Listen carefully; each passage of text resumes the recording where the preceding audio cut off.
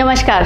सर्दियों का टाइम है और हर घर में जो है वो सर्दी, खांसी, जुकाम या गला खराब की शिकायतें आम तौर पे आती हैं। आयुर्वेद में ऐसा क्या है कि जो आप घर बैठे करेंगे और आपका ये सारी चीज़ें जो है आपको उनसे एकदम से राहत मिल जाएगी।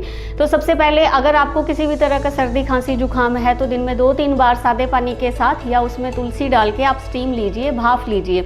भाप लेने से जितना भी म्यूकस डिपॉजिट हुआ है वो सारा का सारा बाहर निकल जाएगा और आपको बहुत ही अच्छे रिजल्ट्स मिलेंगे। अगर आपका गला खराब है और आपको गले में खराश हो रही है, चोक हो रहा है, बोलने में तकलीफ आ रही है, इन्फ्लामेशन है अंदर, तो हल्दी, सेंधा नमक लेकर गर्म पानी के साथ उसको मिक्स कीजिए। 2 चुटकी नमक होना चाहिए, 1 छोटा टीस्पून जो है वो हल्दी होनी चाहिए। गर्म पानी में मिक्स कीजिए उसको और गागल्स कीजिए। अगर आप ये करेंगे तो आपके गले की इन्फ्लामेशन, जितनी भी स्वेलिंग आई है, ईचिंग है या सोर थ्रोट हो रहा है, वो बिल्कुल ठीक हो जाएगा।